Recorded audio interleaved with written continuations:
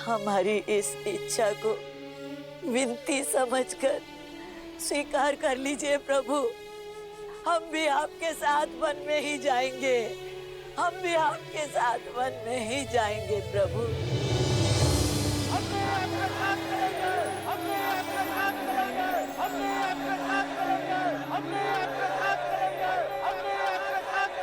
हे महादेव, कृपा करें कि प्रजा के प्रेम से कुमार राम का निर्णय बदल जाए।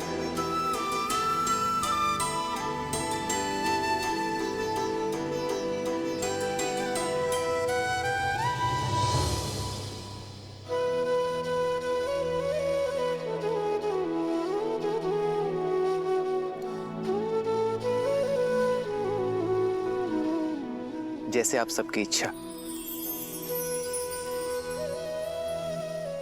आप सभी मेरे साथ रहे, किंतु संध्या होने को है। हम सब आज रात्रि यहाँ तमसा नदी के तट पर विश्राम करेंगे। सही न सके रघुबर चल लोग सब व्याकुल भागी।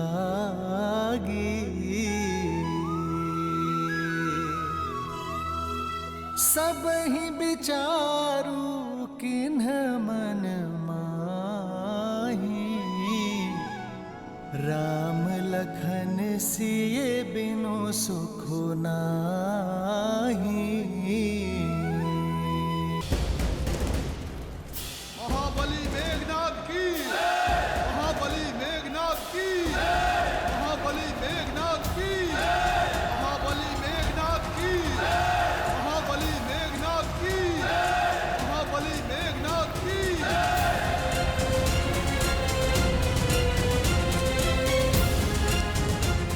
इंद्रजीत की, इंद्रजीत की, इंद्रजीत की, इंद्रजीत की, इंद्रजीत की, इंद्रजीत की, इंद्रजीत की, इंद्रजीत की, इंद्रजीत की।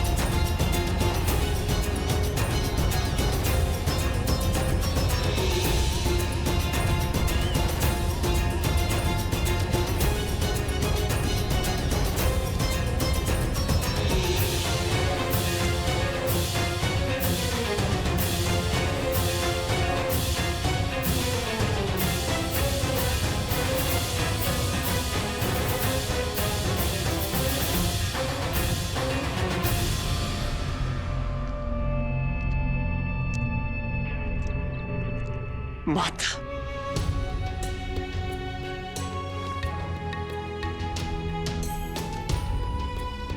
आयुष्मान भव पुत्र।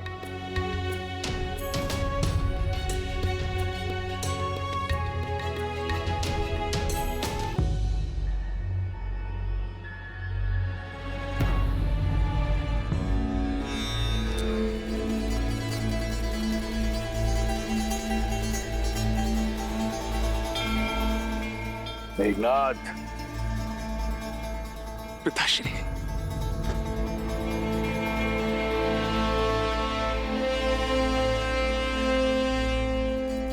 मेरे इंद्रजीत,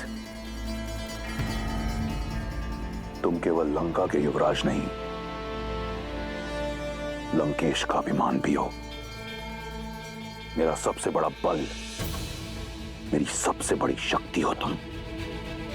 जिसे कोई परास्त न कर सका, वो अजय वीर हो तुम।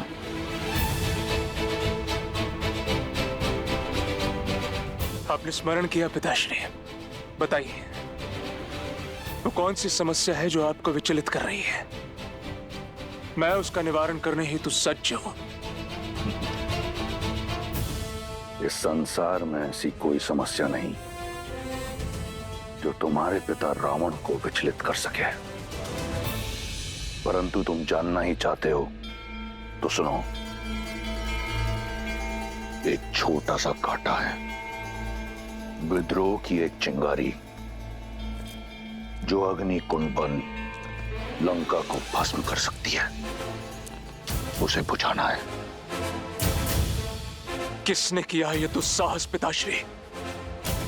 विद्युत जीवा। मैं, केवल मैं इस स्वर्ण सिंहासन योग्य हूं। काल के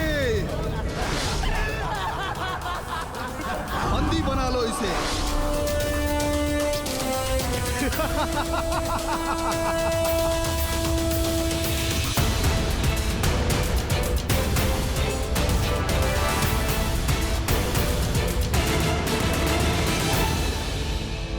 समझौते का द्वार बंद मत कीजिए पिताश्री। वो शोभनका बुआ के पति हैं, उनके पुत्र के पिता हैं वो। मेघनाथ, स्मरण रहे, मैंने तुम्हें यहां तुम्हारे परामर्श के लिए नहीं, अपना निर्णय बताने के लिए बुलाया है, और वो है विद्युत जीवा का नाश।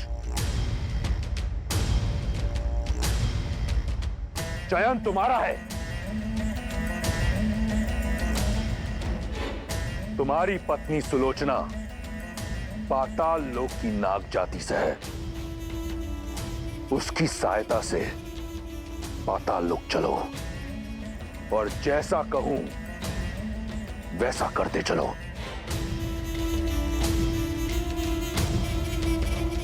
पाताल के कुछ नियम हैं लंकेश, उन्हें तोड़ना मृत्यु को ललकारना है, जानते हैं ना आप? फिर भी मेरे पुत्र के प्राण को संकट में क्यों डाल रहे हैं आप? राज्य के नियम राज करने वाला निश्चित करता है, और अब पाताल लोक पर दशानन का राज होगा। पुत्र, पितृ मोह में धर्म से विमुख मत होना। अपने धर्म पे टिके रहना। जी माता।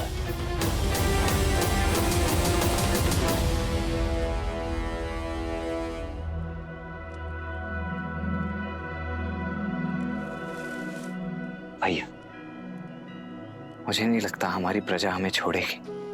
धर्म का मार्ग त्याग से होकर जाता है लक्ष्मण। यदि मर्यादा का धर्म निभाना है तो मोह तो त्यागना पड़ेगा।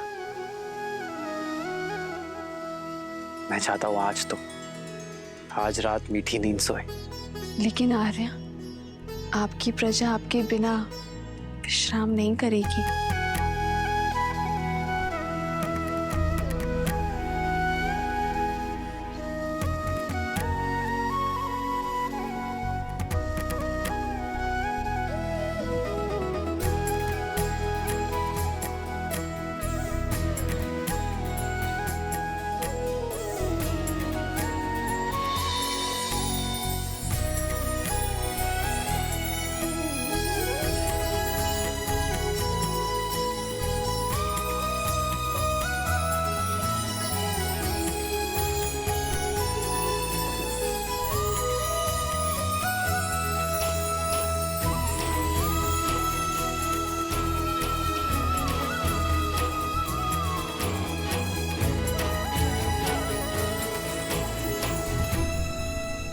इस वनवास में मेरा उत्तरदायित्व तो होगा कि मैं दिन रात अपने भैया और भाभी की सेवा कर सकूं। मुझे दिन रात जागना है, अपने भैया और भाभी की सेवा में स्वयं को न्यौछावर कर देना है। मेरी केवल एक ही इच्छा है आर्या, कि मैं जब भी अपनी आंखें खोलूं तो केवल आपको देखूं। मेरे पति अपने कर्तव्य की यात्रा पर निकले, अपने भैया और भाभी की सेवा के लिए। ना जाने कितनी निद्राहीन रातें बितानी होंगी, उनकी सेवा में कोई कमी ना रहे, इसलिए मैं स्वयं उनकी निद्रा लेने का प्रण लेती हूँ। मेरे पति के कर्तव्य प्रयत्न में कोई अवरोध ना आए, 14 वर्ष तक अपलक वो अपना धर्म निभाए। ये आशीर्वाद देना प्रभु।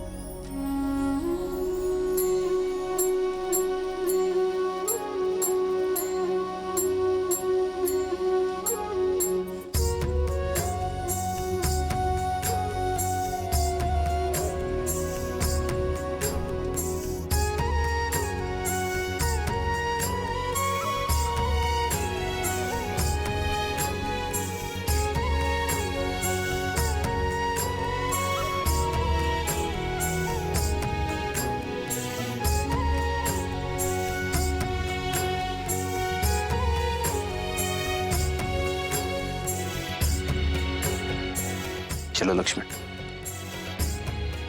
आओ सीता।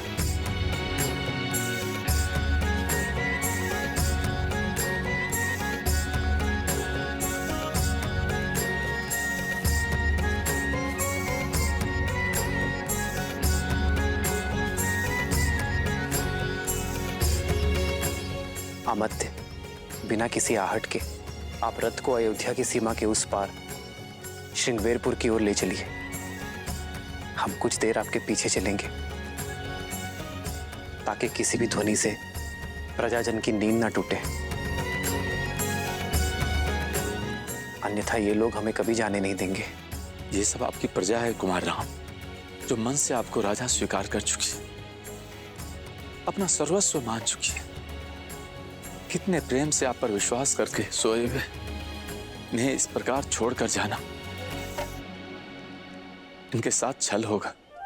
14 वर्ष का वनवास मुझे मिला है अमत्य, अयोध्या की प्रजा को नहीं। यदि इन्होंने मुझे राजा माना है तो राजा के निर्णय को भी स्वीकार करना होगा। एक राजा को अपनी प्रजा के उज्जवल भविष्य के लिए कई बार कठोर निर्णय लेने पड़ते हैं। इनका मुझसे मोह मुझे और इन्हें दोनों को धर्म के पथ पर चलने से रोकेगा। एक राजा का धर्म होता है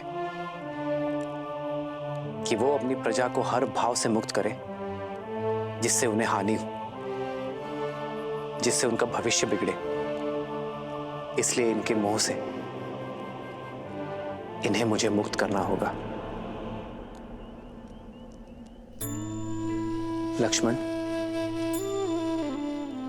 सीता, हमें इन्हें भी प्रणाम करना चाहिए। ये साधारण मनुष्य नहीं रहे। इनका हमारे प्रति निश्चल प्रेम और अपार स्नेह इन्हें देवतुल्य बनाता है।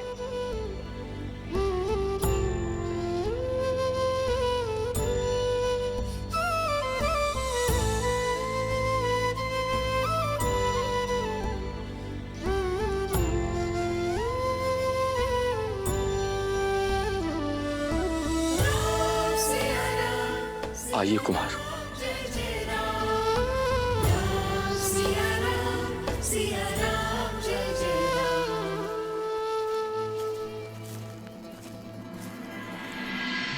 कितनी विचित्र बात है ना देवी। एक और हैं दशरथ नंदन राम, जिन्होंने अपने पिता के वचन की लाज रखने के लिए, धर्म की रक्षा के लिए अपना सब कुछ त्याग दिया। वहीं दूसरी ओर है विश्रवा पुत्र लंकापति रावण, जिसने स्वयं अपने ही पुत्र को अधर्म के मार्ग की ओर अग्रसर कर दिया। जहां श्री राम सब कुछ त्याग सकते थे, परंतु मर्यादा, नैतिकता और धर्म परायणता नहीं, वहीं दूसरी ओर रावण का पुत्र मेघनाद मर्यादा, धर्म और नैतिकता की हर सीमा को लांघकर पितृभक्ति में दृष्टिहीन हो चुका था। और श्रीमद् रामायण की यह महान गाथा संसार को यही शिक्षा देती है कि केवल उद्देश्य ही नहीं, मार्ग भी उचित होना चाहिए।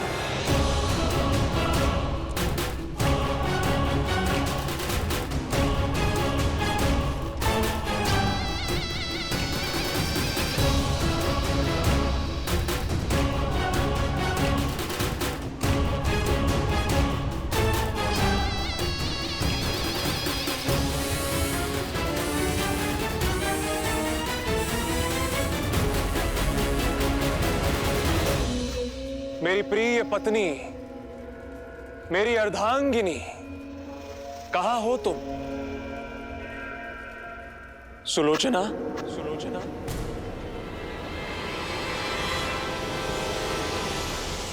सुलोचना।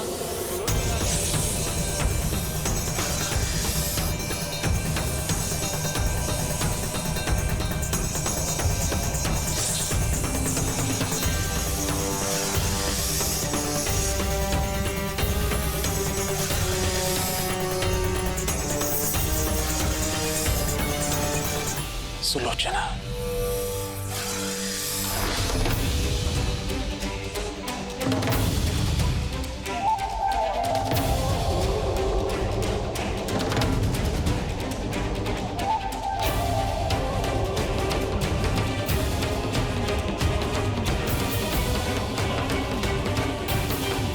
पिताश्री,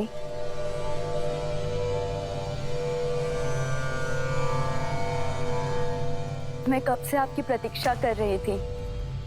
अब समय मिला आपको।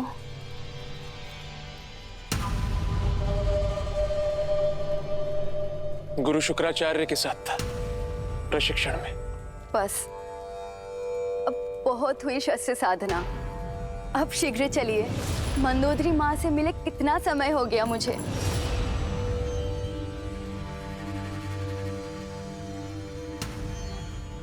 आप मुझे लंका ले जाने आए हैं ना? नहीं सुलोचना, मैं एक विनती लेकर आया। आप आदेश दीजिए स्वामी। हमें पाताल लोक ले चलो।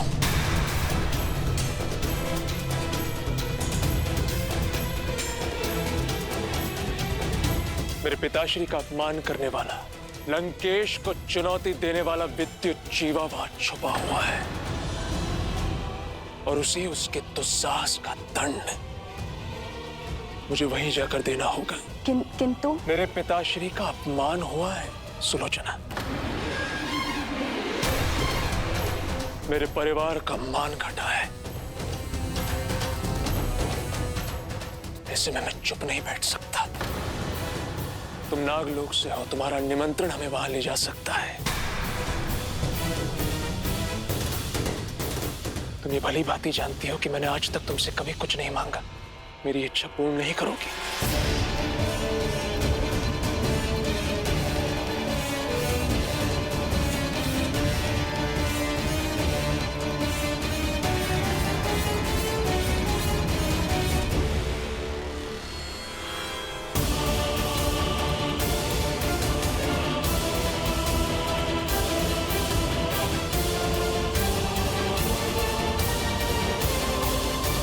क्या मत है?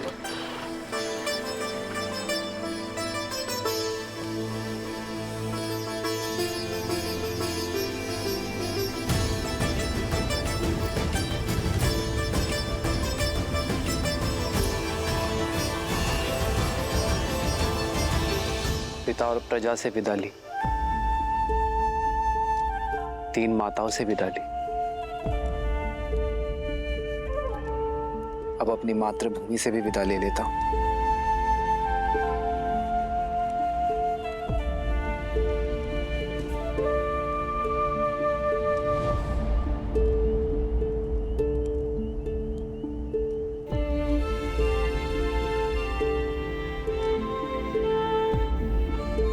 संतान बड़ी होते ही माता का सहारा बनती है।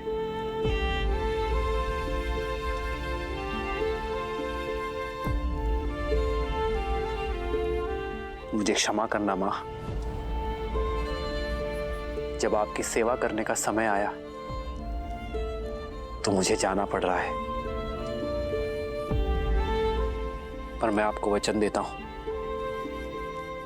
इन 14 वर्षों का हर एक पल मैं यही सोचूंगा कि लौटकर आपका ऋण कैसे चुकाऊं। पहले अपना वचन निभा लूं, फिर मातृभूमि का ऋण भी चुकाऊंगा।